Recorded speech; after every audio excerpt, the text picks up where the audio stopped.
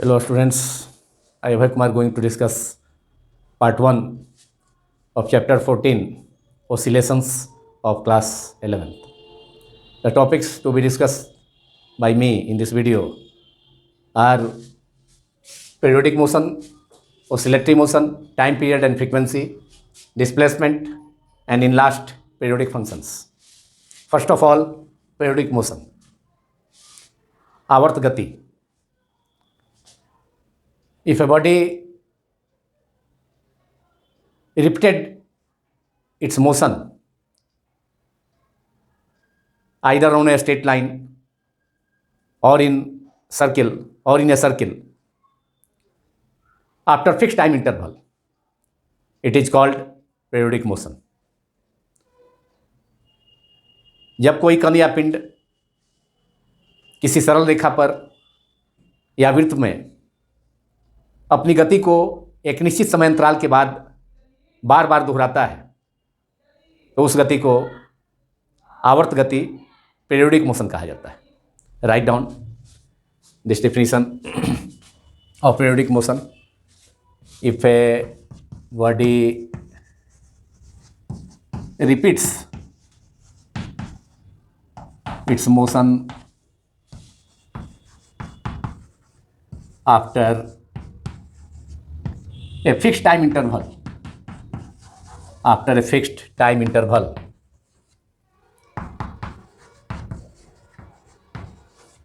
path may be either on a straight line or in a circle.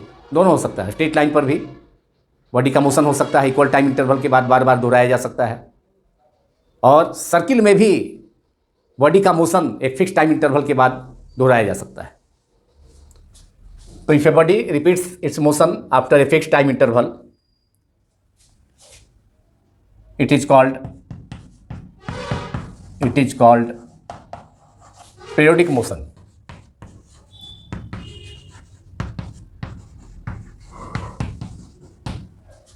और periodic motion का कुछ examples को पर विचार किया जाता है. Examples of periodic motion. First example, very common to us, motion of a planet or motion of the earth around the sun. Motion of the earth about its own axis after 24 hours, earth repeated its motion about its own axis, and every 365 days, after every 365 days, that is after 1 year, sun revolves around the sun. So both are the examples of periodic motion. Motion of an electron about the nucleus of an atom is also periodic motion. First, write down motion of the earth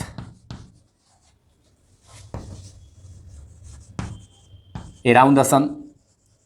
periodic इसलिए motion यहाँ पर path अर्थ का जो path होगा, अर्थ का motion का जो path होगा सन के अबाउट, वह सर्किल होगा.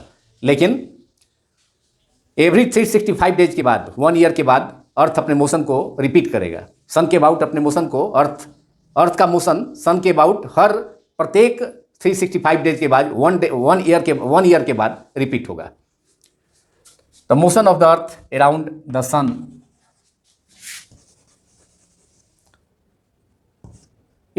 after equal time interval 1 year, 365 days, that is 1 year time duration, 365 days or 1 year after, this is the time interval. Second example is motion of the earth about its own axis. अर्थ अपने axis पर परिक्रमा करती है. अर्थ पृथ्वी घूमती है अपने अक्ष माने अपने एक्सिस के अबाउट घूमती है हर 24 आवर के बाद, मतलब हर 24 आवर्स के बाद अर्थ का मोशन अपने एक्सिस के अबाउट रिपीट होता है. सो it is also an example of periodic motion. यह आवर्त गति का दूसरा एग्जाम्पल हो गया. Motion of the earth around about its own axis, about its own axis. लेकिन ये दोनों जो मोशन है पीरियोडिक मोशन का एग्जाम्पल है। Motion of the earth around the sun after 365 days और after 1 year this motion is repeated, so it is one of the example of periodic motion. And path of the earth about the sun is in a circle. Second example is also an example of periodic motion, but this is also in a circle, that is motion of the earth about its own axis. और ये जो time interval होगा each 24 hours 24 hours के बाद 24 hours के बाद अर्थ अपना motion को फिर से रिपीट करेगा, अपने एक्सिस पर घूम जाएगी। अर्थ अपने एक्सिस के अबाउट 24 आवर्स के बाद, ये टाइम पीरियड हो गया अर्थ के रोटेशन का, तो इस टाइम इंटरवल के बाद अर्थ अपना मोशन को फिर से रिपीट करेगी। तो इस प्रकार ये सेकेंड एग्जाम्पल भी पीरियोडिक मोशन का एग्जाम्पल है, लेकिन दोनों सिचुएशन में अर्थ का मोशन का जो पाथ होगा वह सर्किल होगा। एक स्ट्रेट लाइन पीरियोडिक मोशन का एक और एग्जाम्पल लेते हैं, उस पर विचार किया जाता है, लेकिन वह स्ट्रेट पाथ पर होगा, अपने इक्विलिब्रियम पोजीशन फिक्स पॉइंट के अबाउट होगा। तो motion of a simple pendulum, motion of a simple pendulum और motion of a watch pendulum about its mean position, this is another example of periodic motion, but this motion is restricted on a straight line. तो periodic motion दोनों path पर हो सकता है, circular path पर भी हो सकता है, स्ट्रेट पाथ पर भी हो सकता है। कंडीशन यही है कि मोशन एक फिक्स टाइम इंटरवल के बाद रिपीट होना चाहिए। तो third example is motion of the bob of a simple pendulum about its mean position. Motion of the Bob का मतलब गोली, दोलक, Bob of a simple pendulum, एक हल्के स्ट्रिंग से, एक हल्के धागे से, लाइट स्ट्रिंग से, और स्ट्रिंग इनएक्सटेंसिबल होता है, परफेक्टली इलास्टिक होता है, और उससे किसी बॉब को, यूजुअली ब्रास या आयरन के बॉब को उससे लटका दिया जाता है स्ट्रिंग से, और स्टैंड के हेल्प से स्ट्रिंग समेत उस बॉब को लटका करके उसको ओसिलेट कराया जाता है। माने इक्विलिब्रियम पोजीशन में अगर बॉब लटक रहा है तो उसको एक साइड में खींचकर छोड़ दें, एक साइड में ले जाकर छोड़ दें, तो वह जो बॉब होगा वह सिंपल पेंडुलम का बॉब वह अपने मीन पोजीशन के अबाउट ओसिलेशन करेगा, और इक्वल टाइम इंटरवल के बाद उसका मोशन रिपीट होगा। सो it is an another example of periodic motion, but path of the body is on a straight line in this case. The motion of the bob of a simple pendulum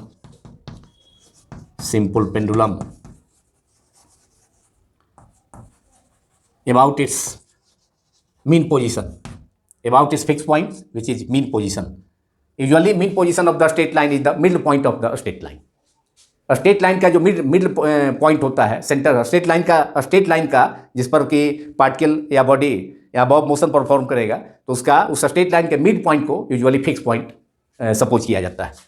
तो simple pendulum, motion of the bob of a simple pendulum about its mean position. So these are the examples of periodic motion. Now periodic motion can be represented. Periodic motion can also be represented by displacement time graph, displacement or position time graph. In figure A, figure 1 represents a graph of the height above the ground along y-axis. Displacement is y, height is y at time t, and along x-axis time is taken. So it is a graph height versus time graph, और ये graph represent कर रहा है किसके motion को? एक insect का motion. कोई इंसेक्ट है, वह किसी रैंप पर क्लाइंब करता है। रैंप सीढ़ीनुमा आकृति जो होता है उसको रैंप कहा जाता है। तो रैंप पर क्लाइंब किया, फिर फॉल किया, फिर फॉल कर गया सरफेस पर, फिर से क्लाइंब किया, फिर से फॉल किया, फिर से क्लाइंब किया रैंप पर, तो इस प्रकार उसका फिर से फॉल किया। तो इक्वल टाइम इंटरवल, ये टाइम इंटरवल टी है। अब इस टाइम इंटरवल के बाद ये टाइम इंटरवल हो गया, ये इस पीरियोडिक मोशन का टाइम इंटरवल हो गया। तो इस फिर ये time interval T, equal time interval के बाद फिर वही चीज़ रिपीट होगा। फिर जो ये हो गया, ये टी टाइम इंटरवल के बाद ये चीज़ रिपीट हुआ। ये इंसेक्ट जो है वह रैंप पर क्लाइंब किया, फिर उसके बाद नीचे आ गया, फिर उसके बाद फिर टी टाइम इंटरवल के बाद ये इंटरवल भी टी होगा। इसके बाद ये देखें, ये इंटरवल भी टी होगा।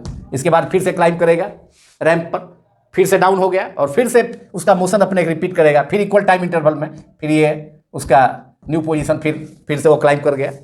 तो ये हाइट वर्सेस टाइम ग्राफ हो गया of an insect which climbs up a ramp and falls down, coming back to its position. जहाँ था कमिंग बैक, मान लिया कि आ गया, ग्राउंड पर आ गया, यहाँ पर ग्राउंड पर आ गया, फिर से क्लाइंब किया, फिर से उस हाइट पर अटेंड किया जितना पहले केस में था, फिर से फॉल करके फिर से आ गया उसी पोजीशन में, फिर से ग्राउंड पर आ गया, उतना ही इंटरवल के बाद, टी के बाद फिर से क्लाइंब किया और क्लाइंब करके फिर से पहुंचा टॉप पर, उस उतना ही हाइट पर पहुंचा और फिर से उसके बाद जो है फिर से बैक हुआ और इसी ढंग से कंटिन्यू होगा इसका मोशन, इसका ग्राफ जो है इसी ढंग से आगे भी कंटिन्यू होगा। तो हम देख रहे हैं कि प्रत्येक सिचुएशन में ईच स्टेप में टाइम इंटरवल टी ही है, जिसमें कि वह मोशन के इंसेक्ट अपने मोशन को रैंप पर क्लाइंब करके फिर से पहले पोजीशन में आ जा रहा है, उसके बाद इनिशियल पोजीशन में फिर से क्लाइंब कर रहा है उतना ही टाइम इंटरवल के बाद, फिर से रिपीट, फिर से क्लाइंब करके फिर से वापस आ गया, फिर से क्लाइंब किया, फिर से वापस आ गया, तो उतना ही टाइम इंटरवल में। तो this is height versus time graph of motion of an insect on A ramp, and then it falls down to its coming back to its initial position and then repeats the process identically. And figure 1b represents also another graph, another position time graph, displacement time graph or height time graph, and this represents a child climbs up a step. एक child है, वह किसी step पर, सीढ़ी पर चढ़ता है step पर, और उसके बाद फिर से कम डाउन वापस आ जाता है स्टेप पर। ये देखिए, ये टाइम इंटरवल टी में ये एक कोई चाइल्ड है, बच्चा है कोई, वह क्लाइंब किया, ऊपर चढ़ा स्टेप पर, चढ़कर फिर से उसके बाद फिर से नीचे आ गया और फिर से उस स्टेप को किया, फिर से स्टेप को क्लाइंब किया, फिर से नीचे आ गया। लेकिन जो टाइम इंटरवल है, देखिए टाइम इंटरवल यहाँ से लेकर के, 0 से लेकर के यहाँ तक, ये ऊपर जाने में फिर वापस आने में, तो फिर से यहाँ से स्टार्ट करेगा, तो फिर से ये यहाँ से लेकर के फिर यहाँ से यहाँ तक, यहाँ पर आ गया, वापस बैक हुआ, फिर यहाँ से फिर क्लाइंब किया, फिर इसके बाद अपना मोशन स्टार्ट किया, फिर क्लाइंब किया और फिर यहाँ पर टाइम इंटरवल ये भी टी हो गया। तो ये रिप्रेजेंट कर रहा है फिगर 1b, ये हाइट टाइम ग्राफ है, वाई एक्सिस पर हाइट है, जो डिस्प्लेसमेंट या height y after time t represent कर रहा है, इस इधर टाइम टी पर ये हाइट को रिप्रेजेंट कर रहा है वाई एक्सिस के लॉन्ग और टाइम को एक्स एक्सिस के लॉन्ग। तो ये ग्राफ हो गया हाइट टाइम ग्राफ, जिसमें कि कोई चाइल्ड किसी स्टेप को पर ऊपर जाता है और उसके बाद फिर से वापस आ जाता है, ऊपर गया, फिर वापस आ गया, फिर से अपना मोशन को फिर से अपना उसी प्रोसेस को रिपीट किया, इसी प्रोसेस को रिपीट्स द, तो a child climbs up a step, comes down and repeats the process. तो ये पीरियोडिक मोशन को ही रिप्रेजेंट कर रहा है दोनों ग्राफ।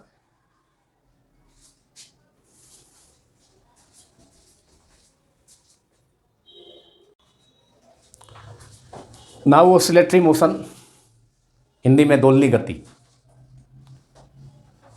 इफ ए पार्टिकल और body oscillates or vibrates to and fro about a fixed point on a straight line, it is called oscillatory motion. जब कोई कण या पिंड किसी सरल रेखा के निश्चित बिंदु के गिर्द, फिक्स पॉइंट के गिर्द, अबाउट टू एंड फ्रो, माने उस फिक्स पॉइंट के लेफ्ट तथा राइट दोलनी गति करता है, अपना गति करता है, कंपन करता है, वाइब्रेट करता है, ओसिलेशन करता है, दोलन करता है, तो इसे दोलनी गति कहा जाता है। Oscillatory motion is also called vibratory motion. Right down, if a body vibrates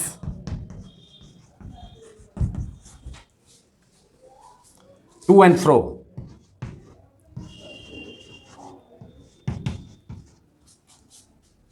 about a fixed point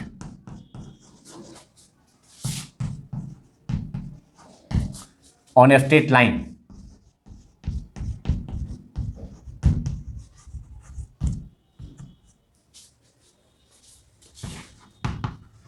it is called oscillatory motion.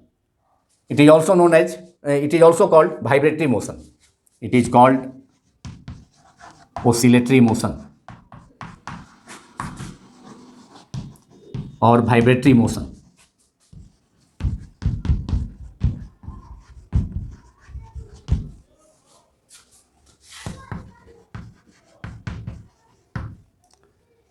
Now example of oscillatory motion.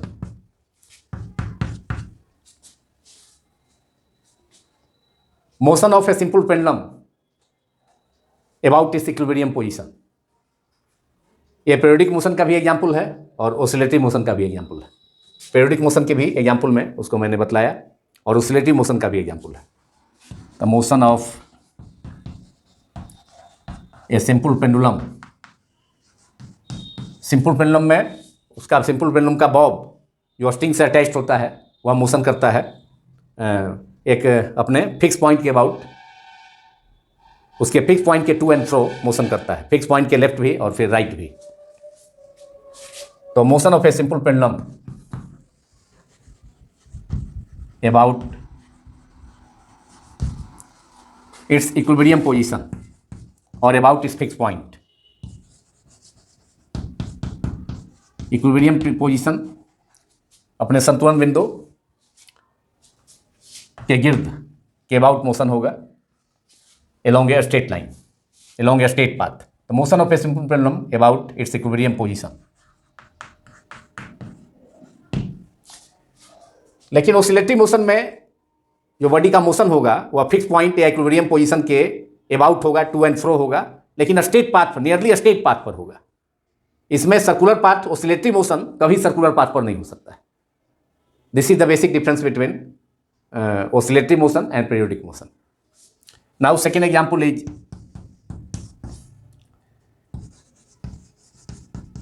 motion of a vibratory motion of a mass attached to a spring. किसी spring से के एक end से, lower end से अगर किसी मास को attach कर दें और उसके अपर इंड को, स्प्रिंग के अपर इंड को हाथ से उसको पकड़े रहें फिंगर से, और उसके बाद उसके मास का जो मोशन होगा, मास को अगर डिस्प्लेस करके छोड़ दें तो मास जो है अप एंड डाउन मोशन करेगा, माने एक फिक्स पॉइंट के अबाउट उसका ऑसिलेशन होगा. तो ये ऑसिलेटरी मोशन का अनदर एग्जांपल हो गया.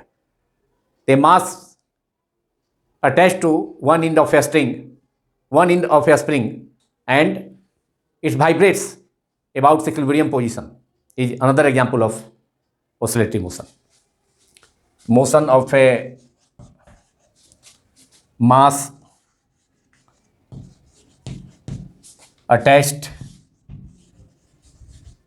to one end of a spring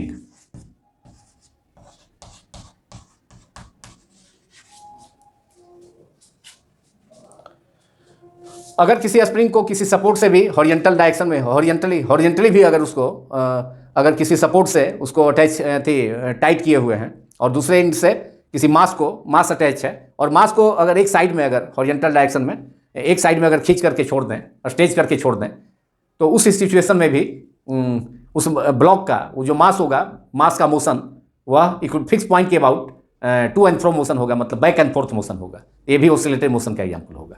या किसी स्प्रिंग को फिंगर से पकड़ करके, एक इंड को फिंगर से पकड़ के और दूसरे इंड से मास अटैच करके लटका दें, तो उस सिचुएशन में भी जो मास का मोशन होगा वह ऑसिलेटरी मोशन होगा. तो मास का ऑसिलेशन होगा, वाइब्रेशन होगा, वह ऑसिलेटरी मोशन का सेकेंड एग्जांपल है. तो motion of a mass attach to one end of a spring is another example of oscillatory motion. And third example एक देखा जा सकता है, इसमें लिया जा सकता है कि कोई यू ट्यूब है, यू शेप ट्यूब है, यू आकार की नली है, उसमें कोई लिक्विड है. तो लिक्विड को अपने इक्विलिब्रियम पोजीशन से अगर डिस्प्लेस कर दिया जाए, डिस्प्लेस करके छोड़ दिया जाए, मान लिया कि लिक्विड उसमें रेस्ट में है, उसके बाद उसके उस पोजीशन को लिक्विड कॉलम को उसमें डिस्प्लेस करके छोड़ दिया जाए इक्विलिब्रियम पोजीशन से, तो अब उसमें उसके अंदर यू ट्यूब के अंदर जो लिक्विड होगा उसका जो ऑसिलेशन होगा, वाइब्रेशन होगा, ऑसिलेशन होगा, वह ऑसिलेटरी मोशन का लिक्विड कॉलम का जो मोशन यू ट्यूब में होगा वह ऑसिलेटरी मोशन का एग्जाम्पल होगा. तो this is third example of oscillatory motion. Motion of a liquid column liquid column माने द्रव का स्तंभ, द्रव उसमें जो लिक्विड भरा हुआ है जितने हाइट तक, उसको लिक्विड कॉलम कहा जाता है। Liquid column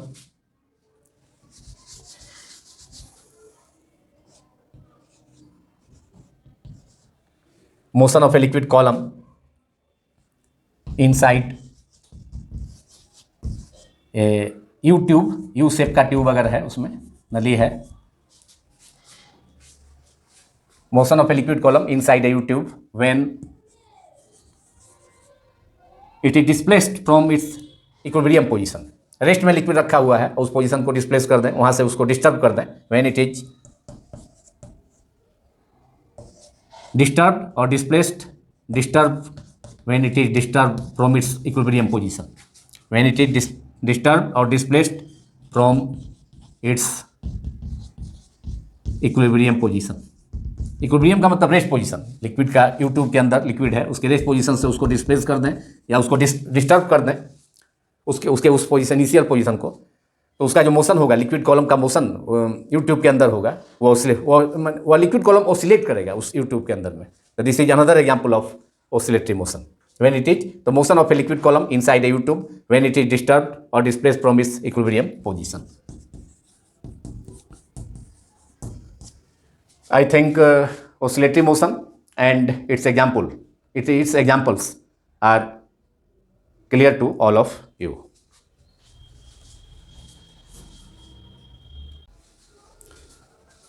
Now difference between periodic motion and oscillatory motion. आवर्त गति और दोलनी गति में अंतर। The basic difference between periodic motion and oscillatory motion is that every oscillatory motion is periodic motion, but every periodic motion is not oscillatory motion.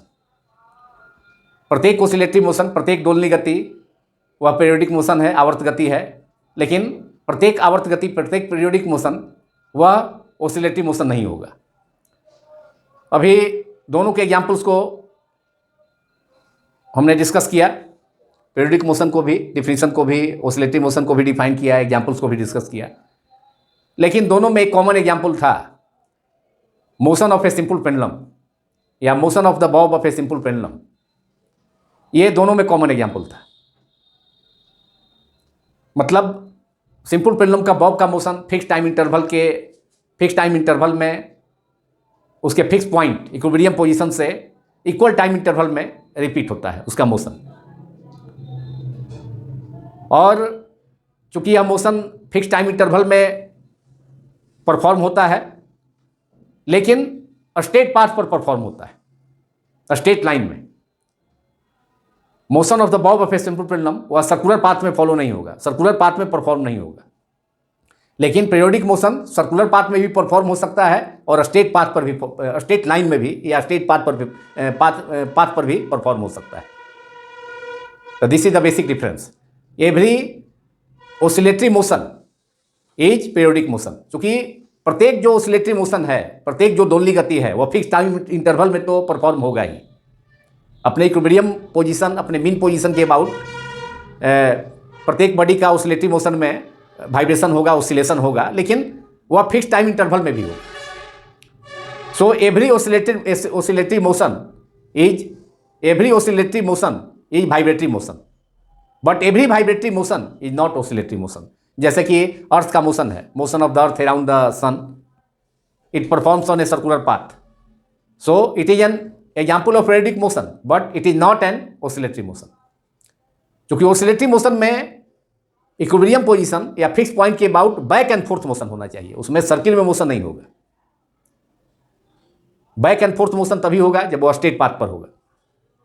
So right down, this is the basic difference between periodic motion and oscillatory motion. Every oscillatory motion, periodic motion और oscillatory motion दोनों अपने fix, दोनों periodic motion तो periodic motion जैसे earth का motion है तो सन के अराउंड जो है फिक्स टाइम इंटरवल में होता है, लेकिन ऑसिलेटरी मोशन जो है किसी फिक्स पॉइंट, स्ट्रेट पाथ है, स्ट्रेट लाइन है, उसके किसी फिक्स पॉइंट के about back and fourth motion होता है। उसका बैक एंड फोर्थ मोशन, आगे पीछे उसकी गति या टू एंड थ्रू मोशन जो कहे उसको, तो वह फिक्स पॉइंट के अबाउट होगा, लेकिन फिक्स टाइम इंटरवल में दोनों होता है। ऑसिलेटरी मोशन भी फिक्स टाइम इंटरवल में होता है और पीरियोडिक मोशन भी होता है। तो एवरी ऑसिलेटरी जो मोशन होगा वो चूंकि फिक्स टाइम इंटरवल में होगा तो पीरियोडिक मोशन हो ही गया। लेकिन प्रत्येक every periodic motion fix time interval में तो होता है, लेकिन वह किसी फिक्स पॉइंट के about to and fro motion या बैक एंड फ्रो मोशन नहीं होता है। इसलिए एवरी पीरियोडिक मोशन वह ऑसिलेटरी मोशन नहीं हो सकता। जैसे अर्थ का मोशन सन के राउंड या अर्थ का अपने एक्सिस के अबाउट मोशन, तो ये पीरियोडिक मोशन जरूर है, फिक्स टाइम इंटरवल में होता है, लेकिन किसी फिक्स पोजीशन, किसी स्टेट पाथ या स्टेट लाइन के फिक्स पॉइंट के about back and fourth motion नहीं होता है, उसके टू एंड फ्रो मोशन नहीं होता है, उसके उस इक्विलिब्रियम पोजीशन के लेफ्ट और राइट इसका मोशन नहीं होता है। इसलिए every oscillatory motion is periodic motion, but every periodic motion is not oscillatory motion. So right down every oscillatory motion. दोनों में एक सिमिलरिटी है कि दोनों फिक्स टाइम इंटरवल में ही होगा, पीरियोडिक मोशन भी और ऑसिलेटरी मोशन भी। लेकिन पीरियोडिक मोशन स्ट्रेट पाथ के अलावा सर्कुलर पाथ पर भी हो सकता है, लेकिन ऑसिलेटरी मोशन कभी सर्कुलर पाथ पर नहीं हो सकता। Every oscillatory motion is a periodic motion, but every periodic motion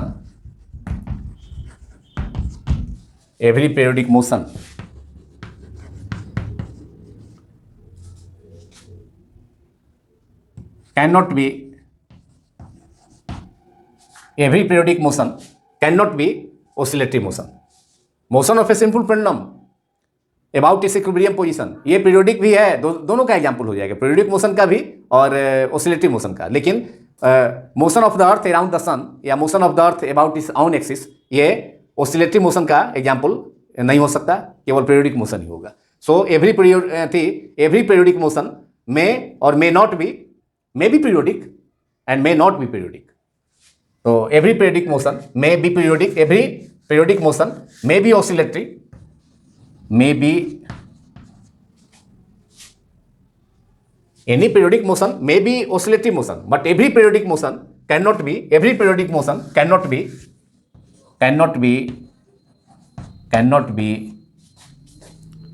oscillatory motion.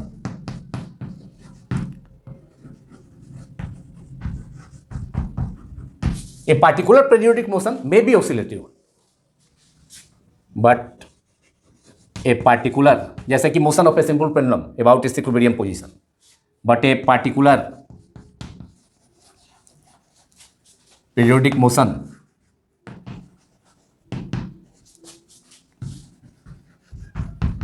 May be oscillatory motion also, may be oscillatory motion also. For example, motion of a simple pendulum, motion of the bob of a simple pendulum, ये periodic motion भी है और oscillatory motion भी है, fix time interval में भी होता है और स्टेट पाथ पर भी होता है, इसलिए ऑसिलेटरी भी हो सकता है और पीरियोडिक भी है, दोनों। तो ये motion of the bob of a simple pendulum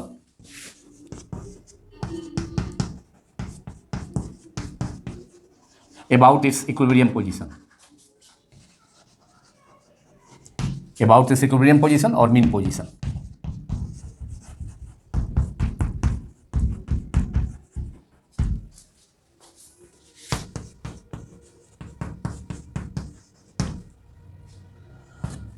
So this is the difference between periodic motion and oscillatory motion. Now time period of periodic motion, time period का सिंबल कैपिटल टी होता है, it is denoted by the symbol capital T.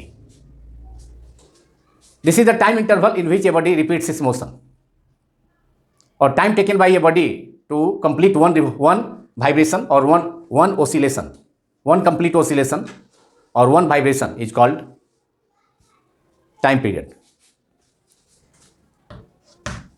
दोनों ढंग से define कर सकते हैं। Time interval during which a body repeats its motion, periodic motion is time period. So time, write down time interval during which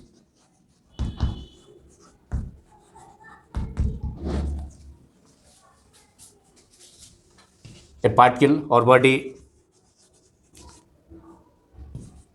repeats its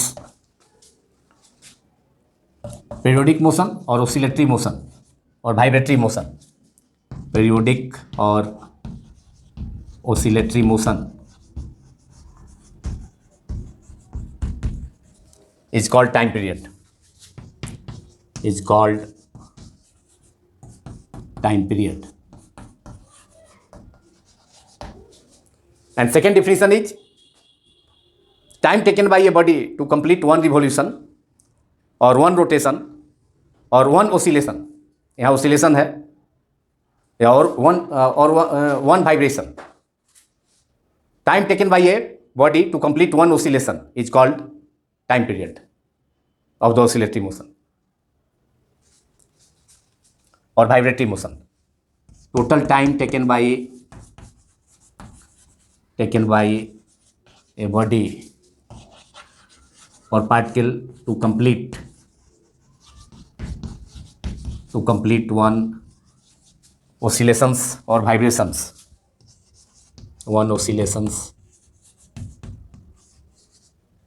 complete one oscillation or vibration is called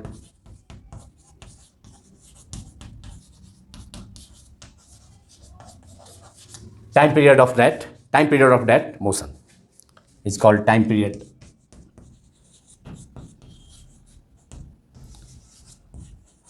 And it is denoted by the symbol capital T.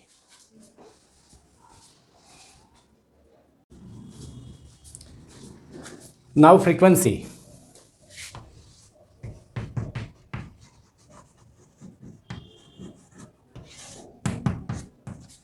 Frequency is defined as the number of oscillations or vibrations made by an oscillating body per second, in 1 second. 1 second में कोई oscillate करने वाला body, कोई दोलनी वस्तु 1 second में जितना दोलन पूरा करती है एक निश्चित बिंदु के गिर्द, एक फिक्स पॉइंट के अबाउट, इक्विलिब्रियम पोजीशन के अबाउट,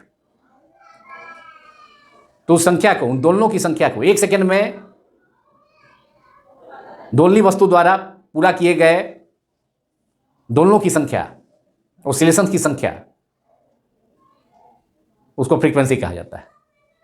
तो frequency is defined as the number of oscillations और number of vibrations made by a vibrating और ऑसिलेटिंग बॉडी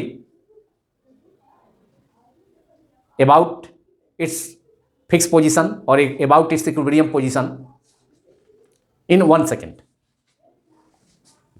वन ऑसिलेशन कैसे परफॉर्म होगा? मान लेते हैं कि कोई स्ट्रेट लाइन है और कोई पार्टिकल, इसका फिक्स पॉइंट ओ है इक्विलिब्रियम पोजीशन या फिक्स पॉइंट इस स्ट्रेट लाइन का, और यहाँ पर पोजीशन, यहाँ पार्टिकल सपोज करते हैं यहाँ इस पॉइंट ओ फिक्स पॉइंट के अबाउट, माने ओ फिक्स पॉइंट के अबाउट कोई पार्टिकल का, किसी बॉडी का, ऑसिलेटरी बॉडी का ऑसिलेशन हो रहा है.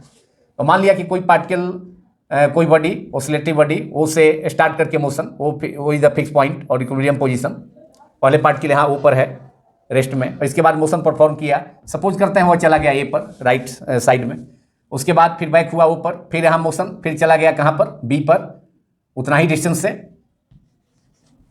जितना डिस्टेंस ओ से ए तक हुआ वही डिस्टेंस ओ से बी तक है. और इस डिस्टेंस को इस maximum displacement of a body और of a particle from its mid position is called amplitude. तो ये ओ ए डिस्टेंस और ओ बी डिस्टेंस दोनों साइड, मतलब जो फिक्स पॉइंट स्ट्रेट लाइन का फिक्स पॉइंट ओ है, मिड पॉइंट ओ है, मिड पॉइंट को फिक्स पॉइंट माना गया है. ये इक्विलिब्रियम पोजीशन भी है पार्टिकल का, बॉडी का, ऑसिलेटरी बॉडी का. तो इस फिक्स पॉइंट से जितना एक्सट्रीम तक, मतलब ए पॉइंट तक गया, ये एक्सट्रीम पोजीशन है पार्टिकल का राइट साइड में, मतलब ओ पॉइंट के राइट साइड में, और फिर ओ पॉइंट के लेफ्ट उसी स्ट्रेट लाइन पर लेफ्ट साइड में उसका एक्सट्रीम पोजीशन बी है. तो ओ से ए तक का डिस्प्लेसमेंट या ओ से बी का डिस्प्लेसमेंट ये एम्पलीट्यूड कहलाएगा. ये एम्पलीट्यूड हो गया जिसे स्मॉल ए या कैपिटल ए सिंबल से डिनोट करते हैं. इसके अलावा अदर देन एम्पलीट्यूड को अदर लेटर से भी डिनोट किया जा सकता है, सी डी, उससे भी कैपिटल सी कैपिटल डी से भी डिनोट किया जा सकता है. तो ये एम्पलीट्यूड को, लेकिन यूजुअली इसको ए से डिनोट किया जाता है. तो this is the O A and O B, that is maximum displacement of the oscillating particle or vibrating particle from its mean position is called amplitude.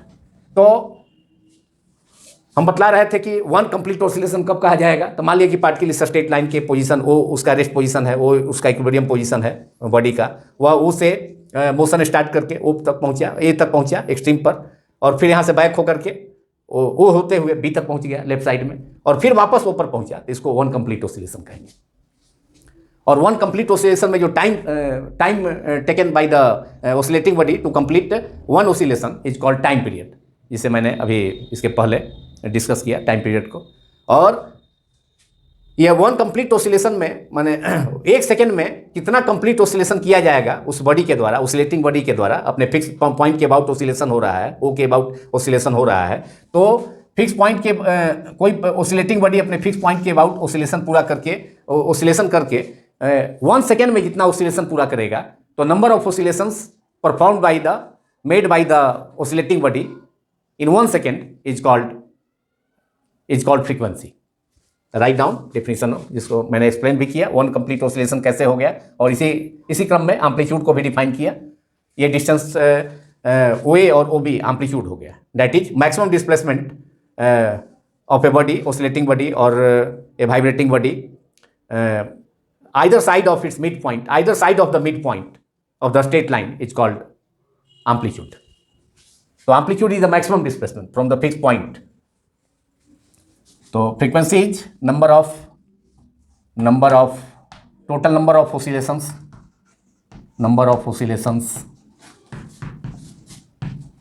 made by an oscillating body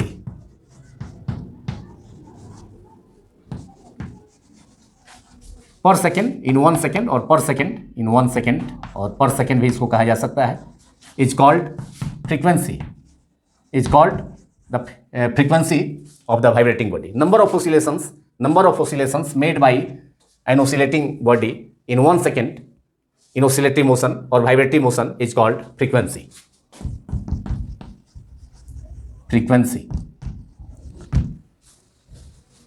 It is denoted by the symbol. It is denoted by symbol of frequency is, its symbol is n, a small n usually, और इसे small f से भी denote किया जाता है frequency को। दोनों symbol है। टाइम पीरियड और फ्रीक्वेंसी में हम रिलेशन ऑब्टेन कर सकते हैं, relation between time period and frequency. अगर सपोज करते हैं कि n ऑसिलेशंस परफॉर्म करता है, ऑसिलेशन कोई बॉडी, ऑसिलेटिंग बॉडी परफॉर्म करता है,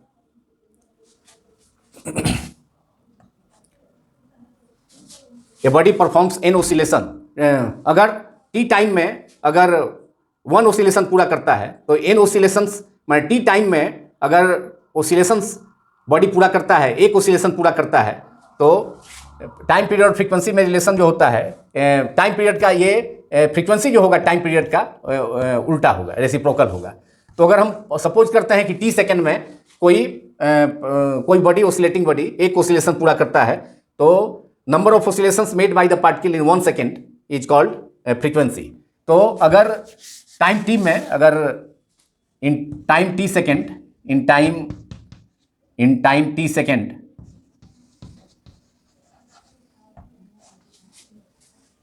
a body completes one oscillation in time t second, 1 oscillations t second में कोई बॉडी एक कंप्लीट ऑसिलेशन पूरा करता है। If in time t second A body performs 1 oscillation, therefore in 1 second में कितना होगा, तो 1 सेकेंड में जो ऑसिलेशन परफॉर्म करेगा वही फ्रीक्वेंसी होगा। तो इन 1 second the body will perform, यहाँ 1 ऑसिलेशन पूरा हुआ है, 1 ऑसिलेशन t सेकेंड में, तो 1 सेकेंड में कितना ऑसिलेशन पूरा होगा उस बॉडी के द्वारा, 1/t, और यही 1/t इज फ्रीक्वेंसी, इसी को हम फ्रीक्वेंसी n कहेंगे। This is the frequency n। तो frequency is related to time period by the relation n equal to 1/t, that is reciprocal of time period is called frequency, that is n, frequency equal to n equal to 1/t, और इसे लिखा जा सकता है that is frequency equals to 1 upon time period, reciprocal of time period is frequency. This is the relation between frequency and time period. N is equal to 1 by T. SI unit of frequency is SI unit of frequency. SI unit of frequency is second inverse 1 by second. 1 का तो कोई unit नहीं होगा, number है, लेकिन time का होता है सेकेंड एसआई यूनिट. तो second inverse 1 by second, second inverse, और इसको हर्ज कहा जाता है. इसका ज़्यादा जो कॉमन यूनिट है, जो ज़्यादा कॉमनली यूज होता है, वो हर्ज है. तो SI unit of frequency is second inverse S-1 और हर्ज को HZ सिंबल से डिनोट किया जाता है. This is the frequency of oscillations, that is number of oscillations made by an oscillating body in 1 second is called frequency.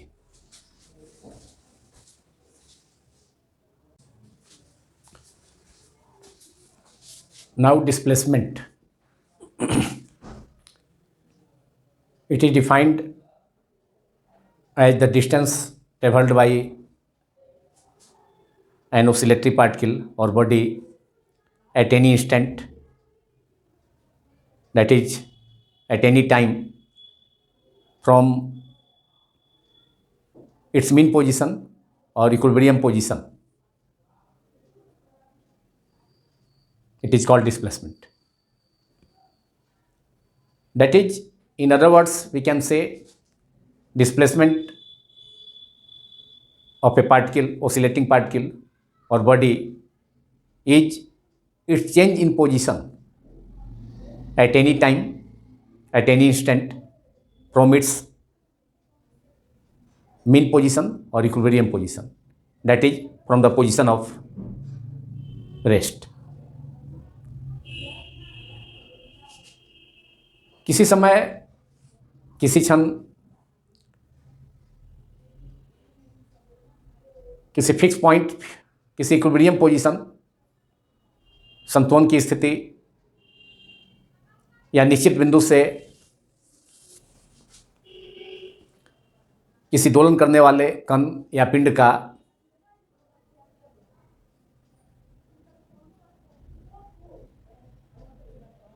पिंड द्वारा तय की गई दूरी को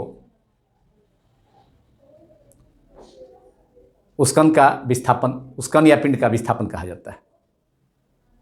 वह कण किसी समय अपने माध्य स्थिति से या अपने विराम स्थिति से कितना स्थिति परिवर्तन करती है.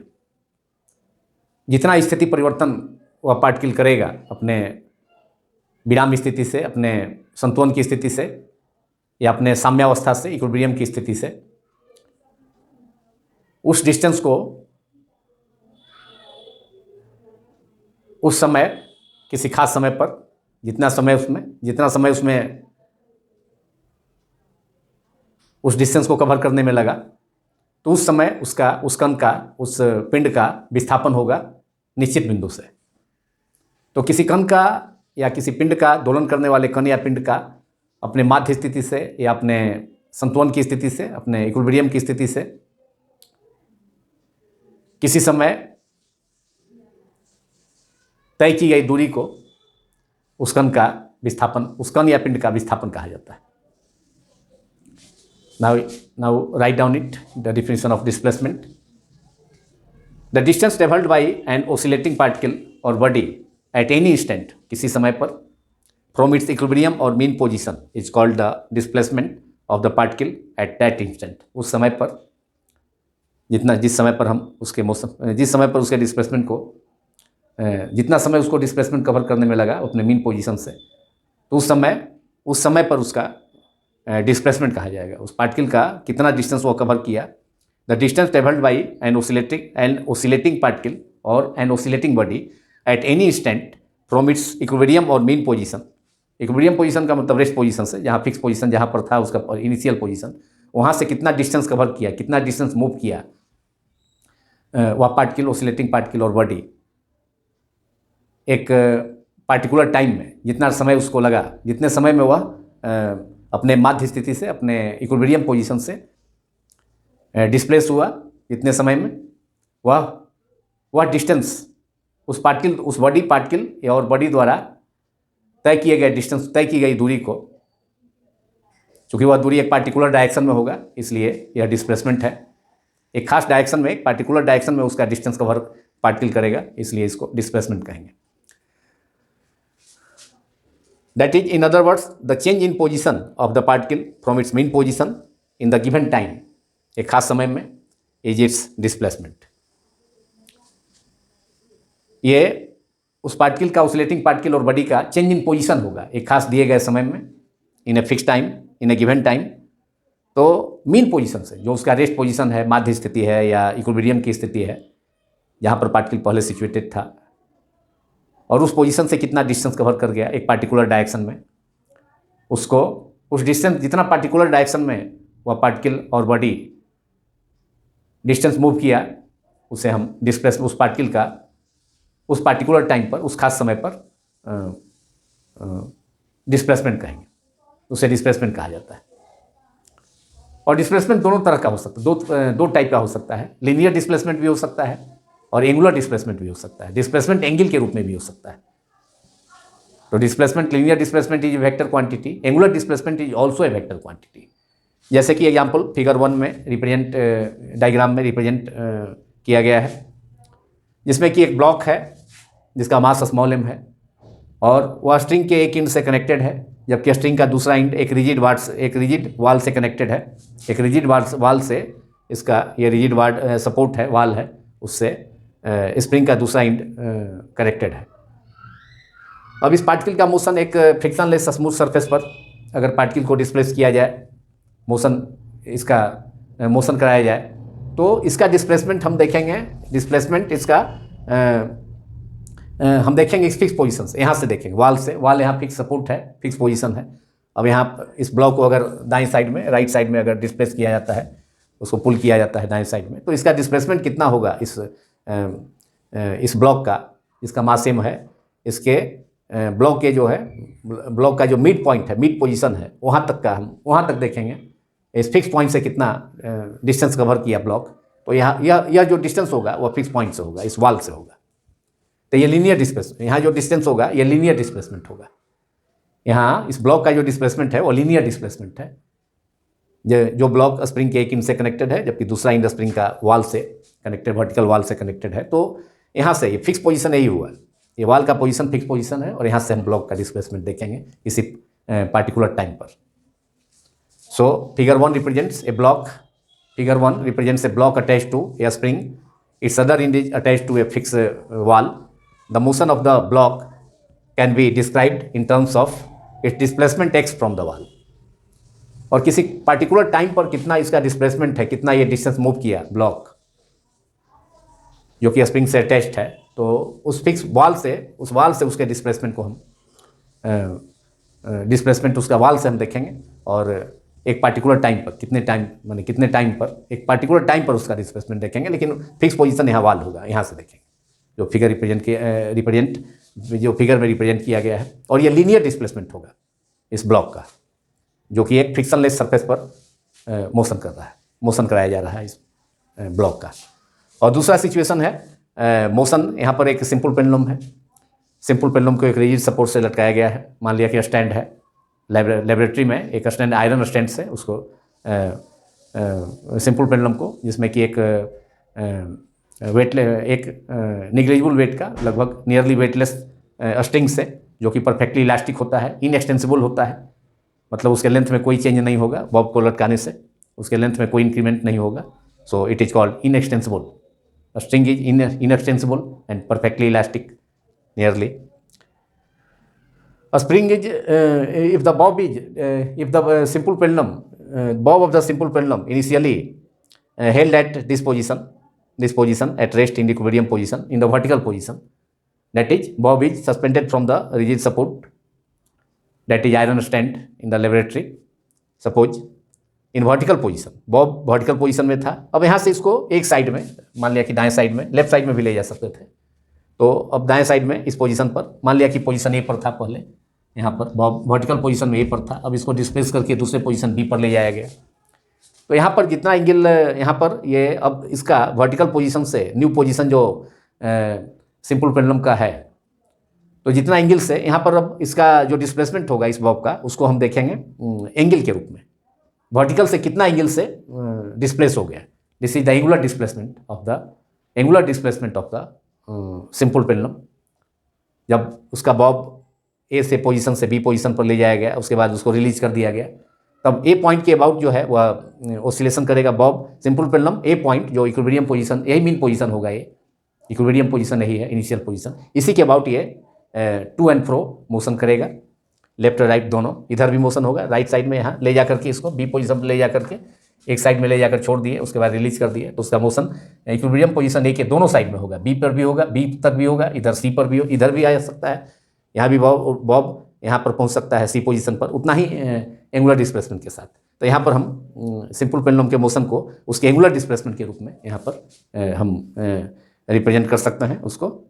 इसके मोशन को डिस्क्राइब किया जा सकता है in terms of angular displacement. और एंगुलर डिस्प्लेसमेंट कहाँ से होगा, वो वर्टिकल से होगा, फ्रॉम द वर्टिकल, मतलब वर्टिकल लाइन, ये इक्विलिब्रियम पोजीशन वही है जहाँ पर शुरू में बॉब था।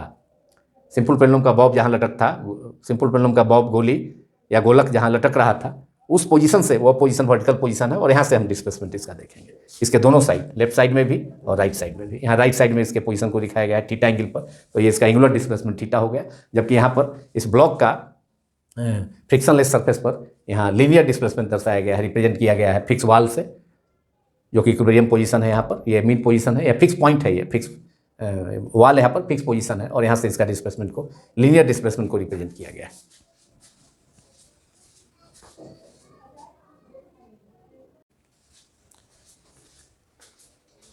Now in last, periodic functions.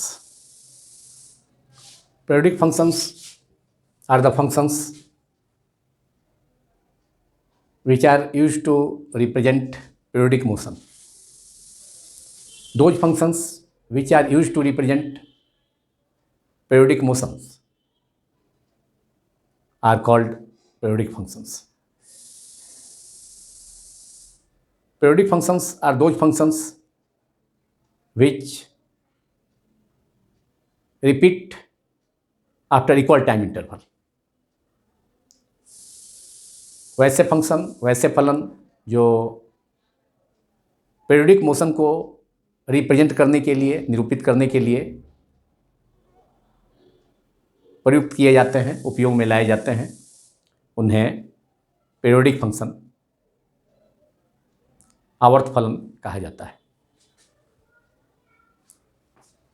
Periodic function को रिप्रेजेंट करने के लिए हम ft फंक्शन है, टाइम का फंक्शन ft पीरियोडिक फंक्शन है, और उसका टाइम पीरियड कैपिटल T है, और उसे एक्सप्रेस किया जा सकता है ft equal to f small t plus capital T।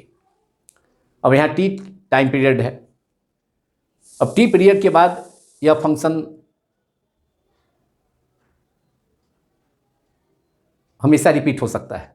फिर एफ टी प्लस टी है, यहाँ एफ टी प्लस 2t हो सकता है, एफ टी प्लस 3t हो सकता है। तो इंटरवल जो टाइम पीरियड का है, पीरियड का, वह कैपिटल टी का है। तो पीरियोडिक फंक्शन को एक्सप्रेस किया जा सकता है F T equal to F T plus T, और इसे फूरियर रिजल्ट के अनुसार, फूरियर्स रिजल्ट के अनुसार, a French mathematician, Fourier was a French mathematician, according to Fourier's result, any periodic function can be expressed as the superposition of sine and cosine functions with suitable coefficients.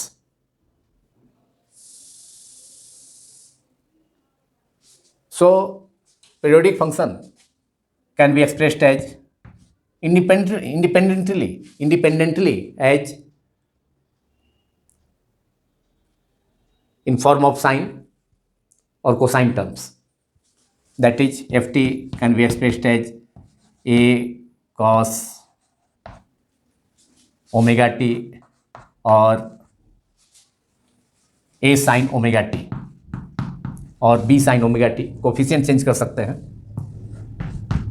और Fourier result के अनुसार सभी का period superposition, इसे हम दोनों sine term और cosine term, sine function और कोसाइन फंक्शन के सुपरपोजिशन के रूप में भी, कंपोजिशन के रूप में भी एक्सप्रेस कर सकते हैं विथ डिफरेंट कोफिशिएंट्स, उसमें यूज होगा। और पीरियड भी अलग अलग होगा विथ डिफरेंट पीरियड्स। तो F t can be expressed as independently as a cos omega T और a sine omega t, b's cos omega T और b sine omega t, either a cos omega t या और a sine omega T plus और b cos omega t. A and b are coefficients.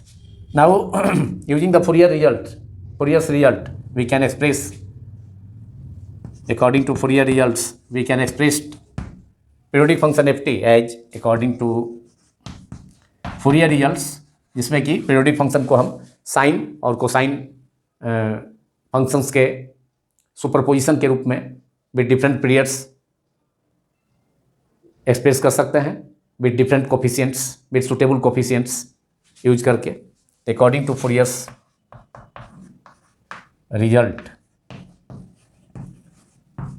we can express